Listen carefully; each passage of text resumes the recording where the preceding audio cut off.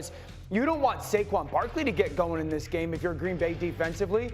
Now, you don't match up well on the perimeter. I get all that. But I certainly am not going to allow Philadelphia at home to start running the football in this game and easing Jalen Hurts into it. I'm going to challenge Jalen Hurts in that pass game. How sharp is it? Because the best opportunity for Green Bay to not only hang in this game, but win in this game is for them to catch Philly starting slow, which they have at times this year, and they jump them. What do you think from a defensive standpoint? What he's saying is accurate, but from a standpoint defensively, we always would go into a game, and you say it every week, you have to stop the run. Well, when the other team has a 2,000-yard rusher, you have to stop him. But if I'm Kellen Moore, I'm sitting back and I'm saying, you know what? If you want to dare our quarterback to throw the ball, go ahead. The last time this came up with passing after the Carolina Panthers game, they went in and they punched Pittsburgh in the mouth, and a lot of that was throwing the ball on the outside to an A.J. Brown. And when you talk about this of matching up on the outside, that game that we're watching in Brazil right there,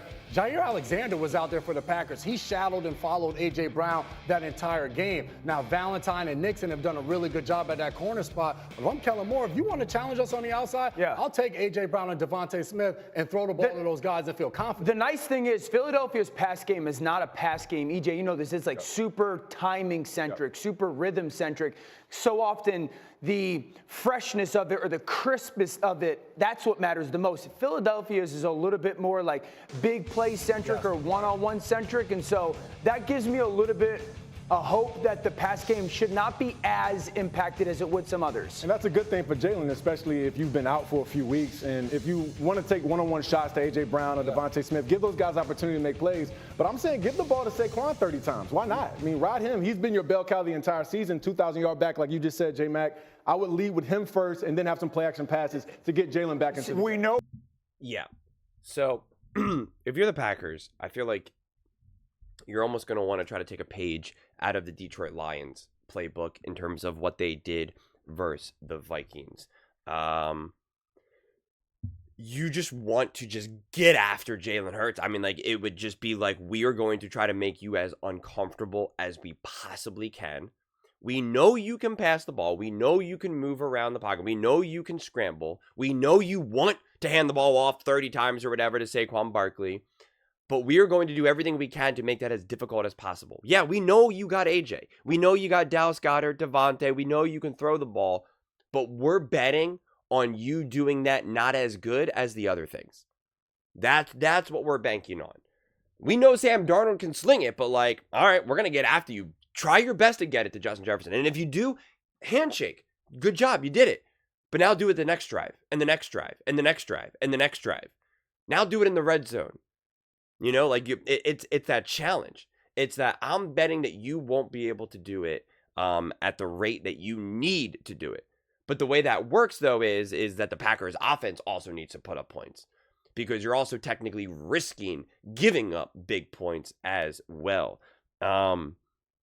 I think, you know, because the Eagles have started off slow throughout this season. Yeah, you know, because again, we always talk about like, oh, take away the run game. And obviously it's like, yeah, just stop Saquon Barkley, stop the 2,000-yard rusher. And it's like, yeah, like it's so easy. But if there is a way to slow it down, you know, especially on the road, if you force a couple 3-and-outs, take away the run, force the Eagles to kind of maybe be more pass happy, the crowd starts booing. Everyone starts to get uncomfortable. A.J. Brown is hanging his head because, you know, he's not getting the ball in the first couple of drives, even though they are throwing the ball. Like, things can spiral. Very similar to what happened actually against the Buccaneers for the Philadelphia Eagles. They couldn't get anything going. They couldn't get A.J. wasn't playing because he was injured, and I think Devontae was injured as well. So that's why it was a, you know, double duty for them. But Saquon wasn't getting going. The Bucs were able to score very quickly. Then you have like a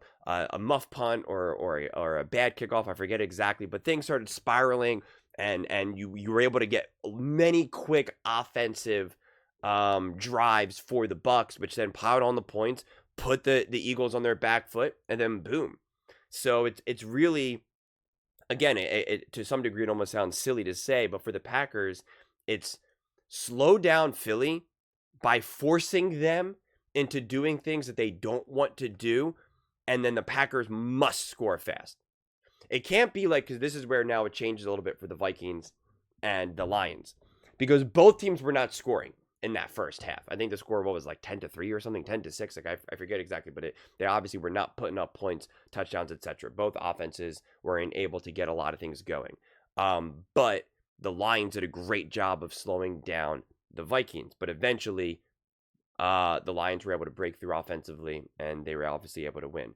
I don't think that could be the path for the Packers. If the Packers are able to slow down the Eagles in that first half or even just the first quarter, the Packers have to jump off and get and put up points. They have to. They have to, because no matter how good your game plan is against that Eagles offense, you have to imagine in the third and fourth quarter that the O-line will wear down the Packers defensive line a little bit, that Saquon will be able to get going, that they will be able to find get the ball to AJ, Devontae, Dallas Goedert, etc. So that's why putting up points, like I'm so on the fence, because I've been consistently saying, put up, kick the field goals if you got it, especially on the road, and, echoed what Tom Brady said. But it almost feels like in this game, again, it depends on how smooth and fluid the offense is going, but it almost feels like I would almost be the opposite of that in this game, where it's like touchdowns, mainly because of what the offense potential is for the Philadelphia Eagles, and dealing with also the Eagles defense. Because that's the thing, you're dealing with an Eagles team that is top in offense and top in defense. So there's not this weakness that you really get to rely on. Technically, and this is overstated from my viewpoint, technically, the weakness is the passing game with Jalen Hurts, but people take that as Jalen Hurts can't pass or that he's a bad passer. That's not the reality. It's just not their strongest point of their team right now, right? They are a better run team than a pass team. They do have a better defense than their offense. So again, it's just, people sometimes hear some of those things and just like, oh, Jalen Hurts isn't a good passer. If you turn him into a passer, they can't win. And it's like, that's not true. That's not even remotely true, but it is technically not what makes them the most special. And so if you can remove what makes them the most special, or minimize it and make them rely on what they do good and great rather than elite, that's going to put you, the Green Bay Packers, in the best possible situation to win this game. But those are just my thoughts. I'd absolutely love to hear yours. What do you guys all think about the Green Bay Packers? How do you think they should defend Jalen Hurts, and what do you think their approach could be? Let me know in the comments below. I read every single comment, so whether you agree with me or disagree with me, either way, let's get in some discussions, let's get in some fights, but ultimately, let's just have some fun. And please do consider subscribing. We're building an amazing community here, and I absolutely love to see you part of it. I want to build something that we all genuinely feel connected to, something that we're really excited to be part of. I think we're well on our way to doing it. And please don't forget to give this video a thumbs up, as it really does help with the visibility and the algorithm. Thank you so much. See you next time.